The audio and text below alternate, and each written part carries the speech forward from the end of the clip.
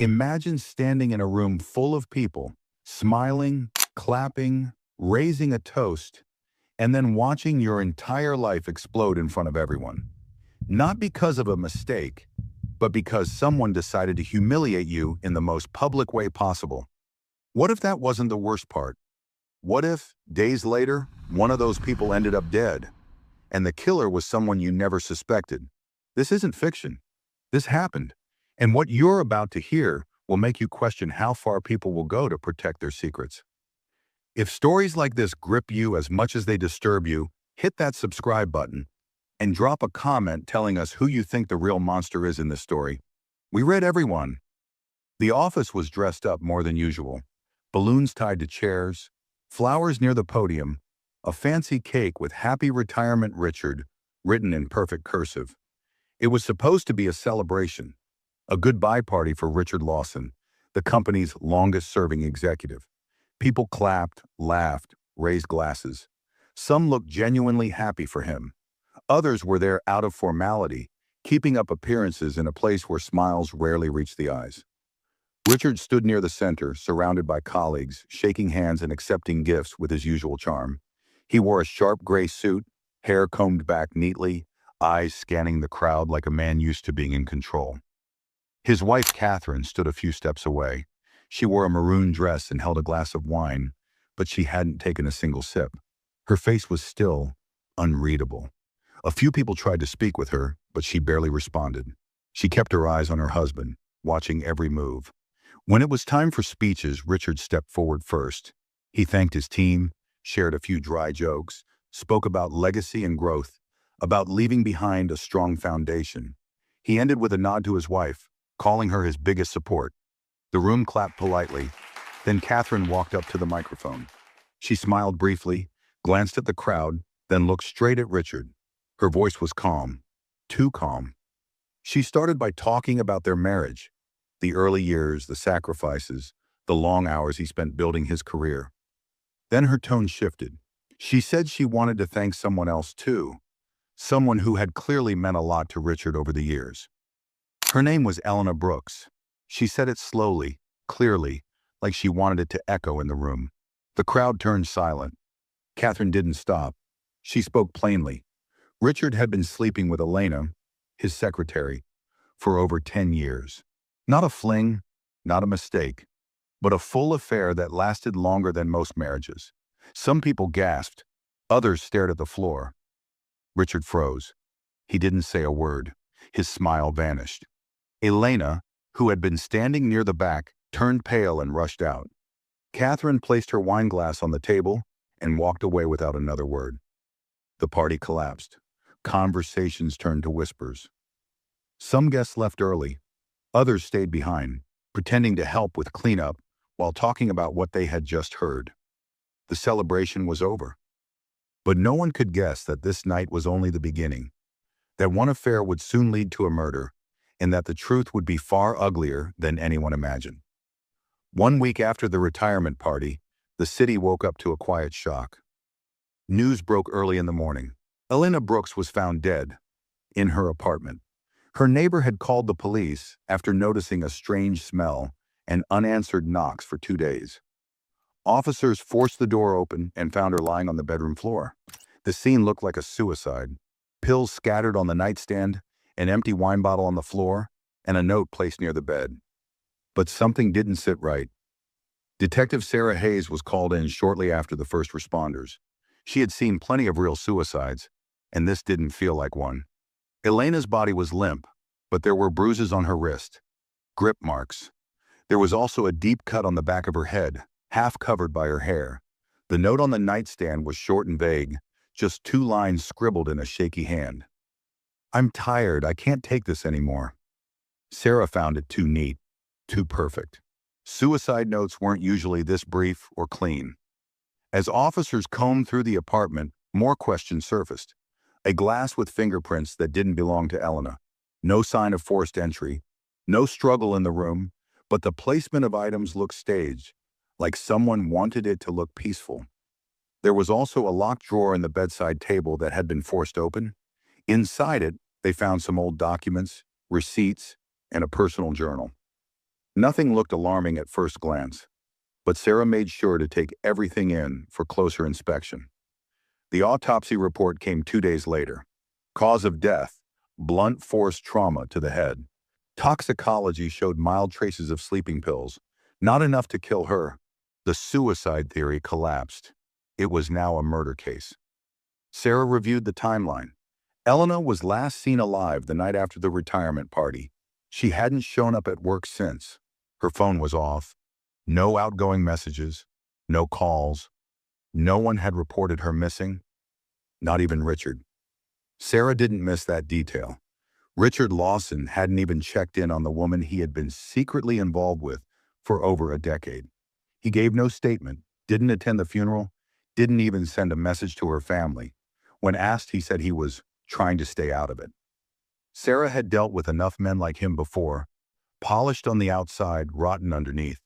What bothered her most was how quiet everything had gone after the party. Catherine had disappeared from the social circle completely. Friends said she hadn't been returning calls. Richard, on the other hand, was seen having lunch with colleagues just a few days after Elena's death, acting like nothing had happened. Sarah had seen this kind of silence before. People hiding something always hoped time would clean up their mess. But this wasn't going away. A woman was dead, and behind the fake sorrow and awkward condolences, something darker was waiting to surface. Detective Sarah Hayes sat in her office, flipping through the early witness statements. Most of them were useless. Polite formalities, vague observations, nothing solid. But one thing was clear. Nobody really knew Elena Brooks. She had worked at the company for years, yet most colleagues described her the same way. Quiet, private, never involved in gossip, always kept to herself. A few admitted she and Richard had a close working relationship, but no one claimed to know anything personal about her, except Catherine. Sarah decided to start where everything had changed, on the retirement party. She pulled the guest list and began making calls. Some guests spoke hesitantly, unsure what to say.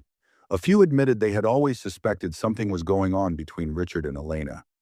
Others said the party scene had shocked them, but no one claimed to have spoken to Elena after that night. It was as if she had vanished the moment she walked out of that hall. Then came the first interesting detail. One guest, a junior analyst named Nina, mentioned that she saw Elena leave in a hurry and Catherine followed her out. Less than a minute later, Sarah asked if she was sure. Nina said she didn't think much of it at the time, but remembered Catherine walking out right after Elena, alone, holding her purse tightly, looking angry. Sarah went back to Catherine next. She wasn't surprised when Catherine agreed to meet, but insisted it be at her house, not the station. When Sarah arrived, Catherine was polite but cold. The house was spotless, everything arranged perfectly. Catherine sat across from her, calm, straight-backed, offering tea she never touched. When asked about the party, Catherine didn't hesitate. She said she had suspected the affair for years and finally decided to expose it publicly. She admitted she was angry, humiliated, and wanted Richard to feel the same shame she had carried in silence. But when Sarah asked if she had spoken to Elena after the confrontation, Catherine paused for a moment too long. Then she said no. She claimed she hadn't seen or spoken to Elena after the party and hadn't followed her outside. Her voice was steady, but Sarah noted how her hands tightened slightly around the armrest. Catherine also said she hadn't spoken to Richard since the night of the party. They were living in the same house but barely exchanging words. She didn't cry. She didn't act bitter. If anything, she looked tired, like someone who had held something heavy for too long and didn't care to hide it anymore. Sarah left the house unsettled. Catherine's answers were too clean. Her story was straight, rehearsed, not false, but too controlled. Sarah had seen this before, when people buried their emotions so deep they didn't notice how visible their restraint had become. Later that evening, Sarah drove past Richard's house. His car was gone. His lights were off. He wasn't home.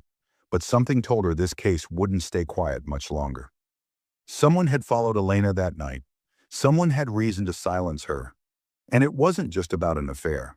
By the end of the week, Sarah had a growing list of things that didn't make sense. Elena was dead. Catherine claimed she had nothing to do with it. And Richard was acting like the whole mess was someone else's problem. But there were gaps. Small details that kept poking holes in the surface. For starters, the autopsy showed Elena had taken a sedative, but no prescription was found in her apartment. The pills weren't over the counter either. Sarah requested pharmacy records. Nothing matched.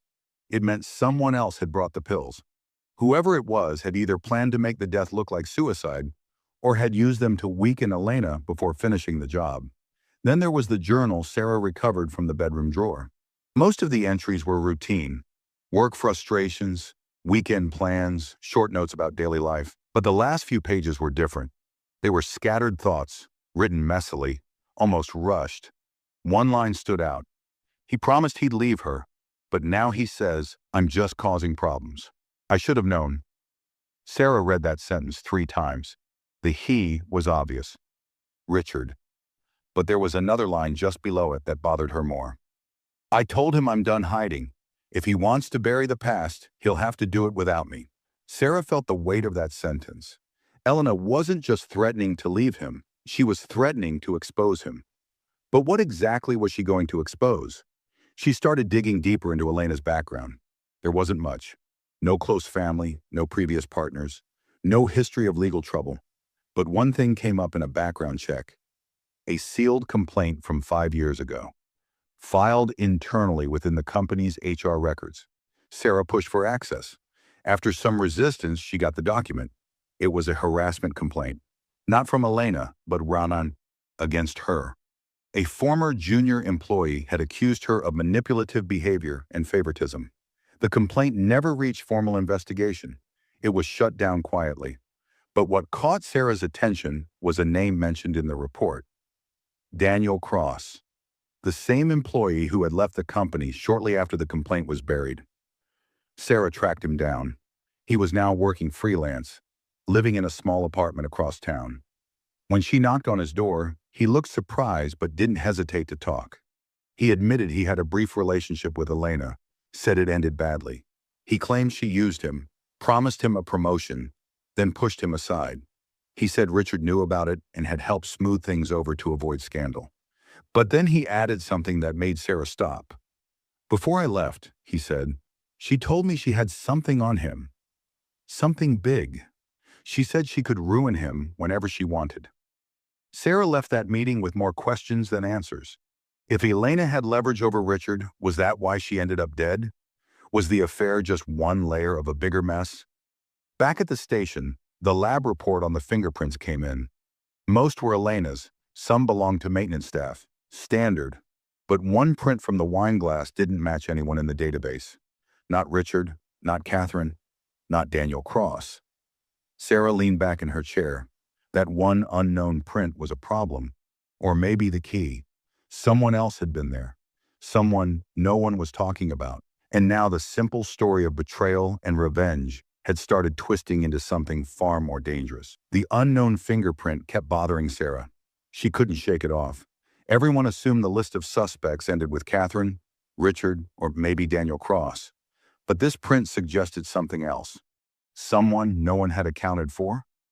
Someone who had entered Elena's apartment, shared a drink, and left no other trace. Sarah requested building security footage from the night of Elena's death. It took time. The building system was outdated, and some of the footage was already overwritten. But she managed to get a copy from the external street-facing camera. The angle was bad, grainy, and blurred by rain. Still, around 11:30 p.m., a figure appeared. A man, average height, dressed in a dark coat, head down. He walked into the building quickly and didn't return until nearly an hour later. No clear shot of the face, just a faint limp in his step and the way he held his hands in his coat pockets. Sarah played that clip over and over. No one had mentioned this visitor. No one had seen him, but Elena had been dead for hours by the time her neighbor noticed something was wrong. That man was there during the time she likely died. And the limp, that was something she could work with. She asked her team to quietly pull recent medical records from local clinics, targeting male patients who'd come in with leg injuries around that time frame. It was a stretch, but she had nothing else to go on. While waiting, she turned her focus back to Richard. She invited him to the station. Not a formal interrogation, just a chat. He showed up looking polished as always, acting slightly irritated but cooperative. He kept his answers short, claiming he hadn't spoken to Elena since the party. He said the affair was over. When asked why he didn't attend the funeral, he said he didn't want to make things worse. Sarah noticed how he spoke about Elena, not with grief, not even guilt, just distance, like she was a problem that had finally solved itself. Then Sarah brought up Daniel Cross. Richard's expression changed for just a second. He said he barely remembered him, that Daniel had been a low-level employee with a bad attitude. Sarah mentioned the old HR complaint. Richard claimed it was nonsense, said Elena had denied everything, and that he trusted her judgment. But Sarah saw the lie in his eyes. He wasn't defending Elena, he was protecting himself. Before ending the interview, Sarah asked one last thing. Where was he the night Elena died? Richard said he was at home, alone, watching television. No one else could confirm it. No calls, no receipts, no digital trace. He didn't even try to dress it up. He just shrugged and said, I didn't think I needed an alibi. Sarah didn't respond. She just made a note. That was the moment she started to believe he was hiding something bigger. Something beyond the affair, beyond Elena. Back at her desk, a new report came in. One of the clinics had flagged a patient, a man named Stephen Fletcher, treated 2 days after Elena's death for a sprained ankle. He fit the approximate height and build of the man in the footage. No known connection to Elena, but Sarah ran his name through private databases, and that's when things shifted. Stephen Fletcher wasn't just anyone. He was a former private investigator, fired years ago for misconduct, now working quietly under different aliases. He had ties to corporate surveillance jobs, off-the-record background checks, and discreet favors for high-level clients who didn't want their names in paperwork. Sarah sat still for a moment. The wine glass, the fingerprint, the limp, the timing. Someone had brought a cleaner into the mess. And if Stephen Fletcher was involved, then this wasn't about a jealous spouse anymore. This was about a cover-up. The moment Sarah saw Fletcher's name tied to Richard Lawson's case, she knew the direction had shifted. This wasn't just personal anymore. It was calculated. You didn't hire a man like Stephen Fletcher to handle heartbreak.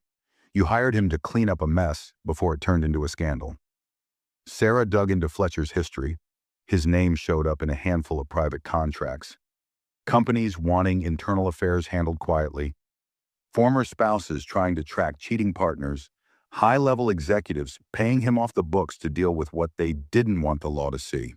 He wasn't a hitman, not officially, but the pattern was there. Intimidation, threats, controlled leaks, damage control. She needed more. A warrant was issued to search Fletcher's residence. It was a rented flat, half lived in, minimal furniture, a pile of newspapers on the table. In a drawer, her team found a cheap burner phone, barely used. One number repeated in the outgoing calls, a private line linked to Richard Lawson's office extension. Not his personal phone, not a mobile, but a direct internal number few people had access to. That changed everything. Sarah now had proof that Richard had spoken to Fletcher. The timing matched. The calls began 2 days after the party, the same night Elena went silent. Richard hadn't just tried to forget the affair. He had tried to erase it. But there was more. Sarah sent her team back into the company's financial records, this time digging under the surface. They found an internal expense entry marked as consultation fee under a fake vendor name, a one-time payment routed through an old dormant account. The amount matched what Fletcher usually charged. That payment had been approved directly by Richard Lawson. Still, none of this proved murder. It showed cover-up, possibly blackmail, but not who killed Elena. Sarah returned to Elena's diary, the one everyone kept dismissing as emotional noise. On a page toward the end, there was a scribbled note. He thinks I won't go public. He's wrong. If anything happens to me, check the ledgers. It was a vague message, but it pointed toward a motive Sarah hadn't considered: money laundering. She followed that trail. Quietly, she met with a former company accountant who had resigned last year. At first, he hesitated to talk, but once Sarah mentioned Elena and what she might have known, he finally cracked. He said there had been irregularities in company funds for years. Small amounts moved around, funneled through side accounts, disguised as project costs or vendor payments. Most people didn't notice. But Elena did. She had access to executive files. She saw the transactions, and she had started printing records. The accountant warned her to stay out of it. She didn't listen. Sarah now understood. Elena wasn't killed because she was a mistress. She was killed because she was a threat. She wasn't trying to ruin a marriage. She was about to expose financial fraud that could burn careers, maybe more. And if Richard Lawson thought he had buried that secret with her body, he was about to learn how badly he'd underestimated her. By now, Sarah knew the mask Richard Lawson wore in public had nothing to do with the man underneath. On the surface, he was a polished executive, respected in his industry, known for his calm leadership. But behind that clean image, Sarah saw something else: control, manipulation, and fear of exposure. She called him back in, this time for a formal interview. He didn't refuse, but his tone had shifted. Less polite, more guarded. He asked if he needed a lawyer. Sarah said that was his choice. In the interview room, she laid it out slowly. The calls to Fletcher, the payment disguised in company records, the burner phone. Richard's face didn't move, but his hands gave him away. Fingers twitching, jaw tight. He didn't deny knowing Fletcher. He called him a consultant, said he hired him for advice on a separate issue. A ridiculous excuse, and he knew it. When Sarah asked what that issue was, he paused. "It's confidential," he said. She didn't respond. She just watched him dig himself deeper. Then she dropped the next card. Elena's financial records. Her team had traced copies of the suspicious transactions Elena had printed and stored on a USB drive hidden in her apartment, taped beneath the bottom drawer of her desk. It wasn't a smoking gun, but it was solid proof she had gathered evidence against the company. Against Richard. Richard didn't speak. He just stared at the table. Sarah pressed further. Why was Elena gathering that data? Was she blackmailing him? Was she planning to leak it? She was angry, Richard finally said. She was threatening to ruin me. Sarah asked what he did about it. He looked up, eyes sharp now. I told her to stop, that's all. She asked if he sent Fletcher to scare her. He said nothing. Silence was safer than a lie. After the interview, Sarah walked out with enough to keep pushing, but still no direct link to the murder. She was close, but she needed a break. Something undeniable. It came that evening. One of her officers called her in. The forensics team had matched on a partial fingerprint from Elena's bedroom doorframe to Stephen Fletcher. He had touched the door, not just entered, but opened the door himself. That put him at the scene, inside the apartment, at the time of death. The next morning they moved in and picked Fletcher up. He didn't resist. He didn't even act surprised. In the interview room, he sat with his arms crossed, expression blank. Sarah laid out everything. The fingerprints, the burner phone, the payment trail. I didn't kill her, Fletcher said flatly. I was just supposed to talk to her. Sarah leaned in. Talk? Or scare her into silence? She was threatening your golden boy, he said. He panicked. He thought she'd ruin him. He told me to make her back off. Did you hit her? No. Then who did? Fletcher looked her straight in the eye. You're asking the wrong question. You should be asking what she found out that scared him so much. That was the moment Sarah realized something deeper. Maybe Fletcher didn't kill Elena. Maybe he wasn't the only one Richard sent. Or maybe someone else had their own reason to shut her up. The story was still incomplete, but the cracks were showing. The truth wasn't far behind. Fletcher was cold, but he wasn't lying. Sarah could tell. He had been there, yes. He had tried to scare Elna, yes. But he hadn't killed her. That wasn't his style. He was the kind of man who liked leverage, not murder. He knew how far to push. If Elena had ended up dead, it meant something else happened after he left. Sarah pulled the phone records again, this time focusing on the hours after Fletcher's visit to Elena's apartment. One call stood out. At 12:43 a.m., Elena received a call from a number registered to a prepaid SIM card. Untraceable, no ID. It lasted just under 2 minutes. That was after Fletcher left the building.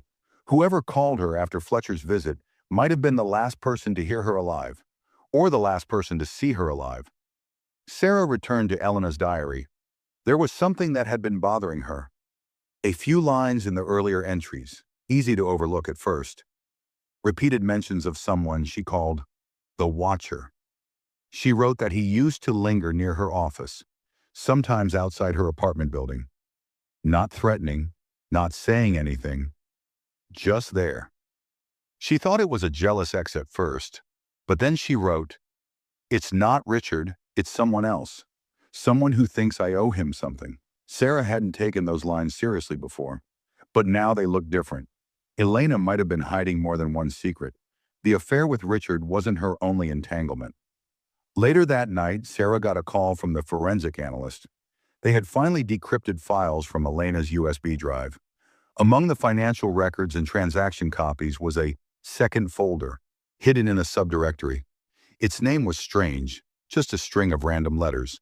Inside it were scanned copies of emails between Elena and someone named MJ. The content was short, clipped. Most of it read like arguments.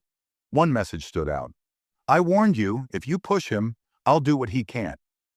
Sarah froze when she saw the sender's email address. It was tied to Rekinoi, Maya Jensen, Elena's neighbor, the same woman who had spoken casually about seeing Catherine outside Elena's building the night of the party. The same woman who said she barely knew Elena. Sarah pulled Maya's background. Nothing unusual on the surface. Mid-level employee in another firm, clean record, quiet lifestyle. But the deeper she dug, the more threads unraveled. Maya had once worked for the same company as Richard and Elena. Years ago. She'd been Elena's assistant briefly, then transferred out. Internal notes said there had been interpersonal conflict between the two. Nothing formal, but HR had logged it. Sarah now saw a different angle, one nobody had considered. What if Maya wasn't just a neighbor? What if she had a score to settle? It wasn't just a love triangle anymore. It was a web. Elena had an affair with Richard. Catherine had public revenge. Fletcher was paid to silence her. And Maya had sent a message no one took seriously. "I'll do what he can." Sarah felt the ground shift again. She wasn't chasing one killer. She was walking into a story within multiple people who had reasons to want Elena gone. All hiding behind different motives, all connected by one woman who had finally pushed too far. Sarah didn't wait. First thing in the morning, she brought Maya Jensen in for questioning. No warning, no soft tone, just straight to the point. Maya came in looking calm, maybe even smug. She didn't ask why she was there. She just sat down and crossed her legs, waiting. Sarah placed the printed emails on the table one by one. Maya glanced at them but said nothing. "You lied," Sarah said plainly. "You said you barely knew Elena. These say otherwise." Maya didn't blink. "We worked together, years ago. You threatened her." "No," Maya replied, her voice flat. "I warned her." Sarah pushed harder. "What did you mean?" "I'll do what he can't." Maya gave a small shrug. "She ruined people. That's what she did. Used everyone, then played innocent." "Who did she ruin?" Maya's eyes narrowed. "Me." The story came out slowly, but it was ugly. Maya had once been close to Richard too, years before Elena's affair began. It wasn't serious, at least not to him. But Maya had believed it was. When Elena became his secretary, everything changed. Maya got pushed out of the department, transferred to a dead-end role, then left the company altogether. No official scandal, no public reason, just silence. She said Elena had turned everyone against her, made her look unstable, manipulative, difficult. "She was clever," Maya said bitterly. "She always smiled. That's how she did it." Sarah asked what she meant by, "I'll do what he can't." Maya stayed quiet, but something had cracked in her calm. Her fingers tapped on the table, restless, unfocused. "You were in her apartment that night, weren't you?" Sarah said. Maya didn't respond. "We have a partial match," Sarah continued. "It's not complete yet, but you touched something. Maybe the glass, maybe the door. It's only a matter of time." Maya leaned back in the chair. "You think I killed her?" "I think you had a reason, and I think you used Richard's mess to hide your own." That was when Maya snapped. Her voice didn't rise, but the words came faster, sharper. "He wanted her gone. I knew it. He just didn't have the guts. He wanted to bury the story, make it all go away. But she wouldn't stop. She was going to drag him down, and she didn't care who got pulled in with him." Sarah stayed quiet.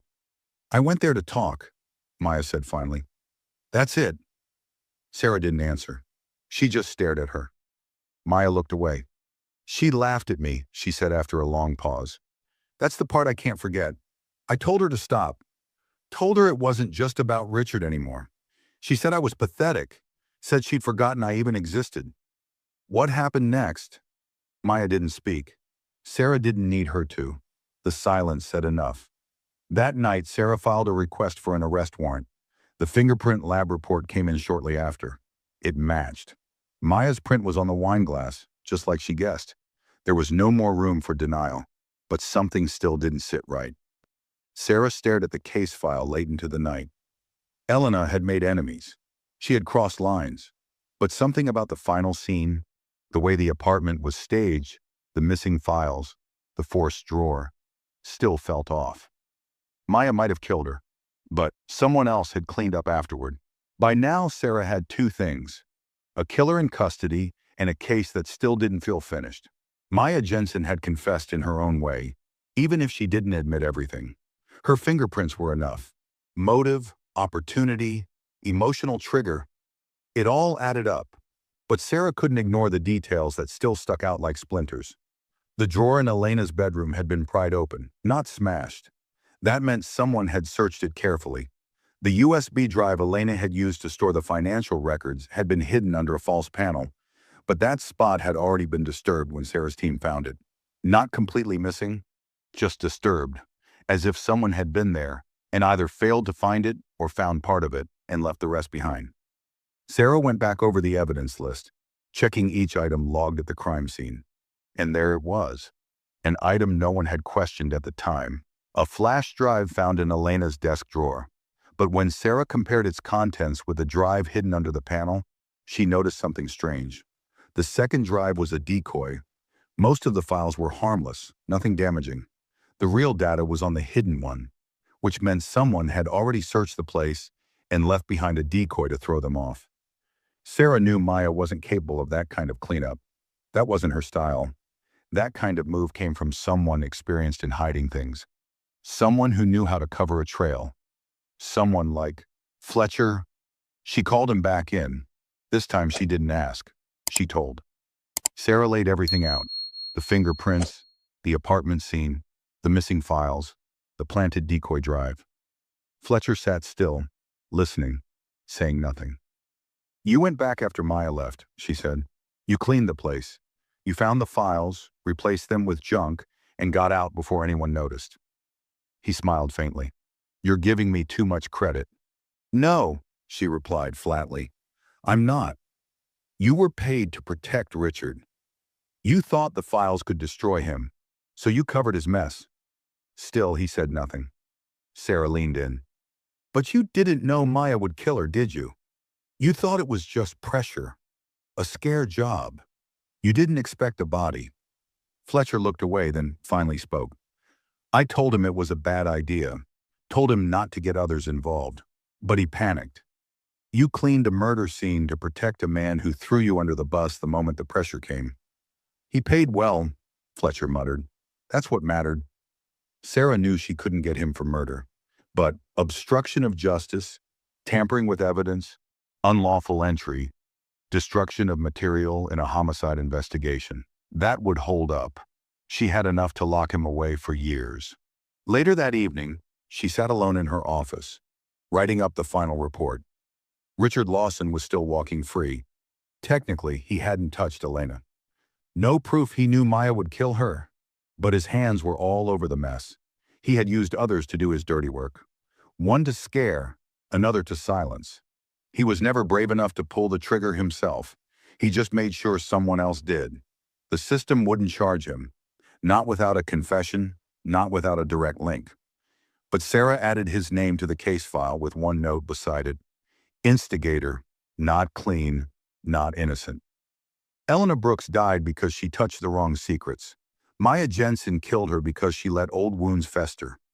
Fletcher tried to erase it all. And Richard Lawson, he simply watched it happen and stepped back, like he always did. The trial was quick. Maya Jensen was charged with second-degree murder. She tried to claim it wasn't planned, that it had happened in the heat of the moment. But the jury didn't buy it. Her emails, her threats, the forensic evidence, it was all stacked against her. She was sentenced to 20 years in prison, with no possibility of parole for the first 12. Stephen Fletcher's fate was less severe but still damning. He pleaded guilty to obstruction of justice, tampering with evidence, and unlawful entry. His past caught up with him, and the judge gave him 6 years behind bars. It wasn't enough in Sarah's opinion, but it was something. Richard Lawson, though, he walked away untouched. Sarah watched him from a distance as he resumed his life. He resigned from the company, but that was expected. He took a private settlement and faded from the public eye. No formal charges, no consequences. Just another man with money and power slipping through the cracks. Catherine Lawson left him. That was her only victory. She filed for divorce, moved out of their home, and never spoke his name again. When Sarah tried reaching out to her, Catherine refused to talk. Maybe she wanted to forget it all. Or maybe she already knew that in the end, Richard had never been worth destroying herself over. Eleanor Brooks was buried in a quiet ceremony. Few attended. She had no close family, no one to speak for her. But Sarah went. She didn't know why. Maybe to remind herself that Elena wasn't just a victim in a crime report. She was a person who got trapped in the wrong story with the wrong people. Months passed. The city moved on. The gossip died down. The company distanced itself from the scandal. The office where Richard and Elena's affair had begun was filled with new employees, new conversations, new secrets waiting to unfold. One evening, long after the case had closed, Sarah sat in her car outside Richard's new apartment. She wasn't there to arrest him. She had no legal reason to be there at all. She just wanted to see him one last time, to look him in the eyes and let him know someone out there still knew exactly what he was. Richard stepped outside, dressed in his usual crisp suit, carrying a briefcase, heading to another meeting. Another polished conversation, another carefully controlled moment. He glanced around as if sensing something. His eyes flicked toward Sarah's car for just a second. Then he smirked, adjusted his cuffs, and walked away. Sarah exhaled and turned the key in the ignition. Some men never paid for their sins in court, but that didn't mean they were free. Because one day, whether by fate, by chance, or by their own arrogance, the past always caught up. And that wraps up today's story. Now we want to hear from you. Where are you watching from? Drop your city or country in the comments, and let's see how far these stories reach. If this story moved you or gave you chills, give it a like, share, and subscribe for more powerful stories. One last thing, rate the story from 1 to 10 in the comments. Your feedback helps us bring you even better ones next time. Thanks for watching. We appreciate you being part of this storytelling journey.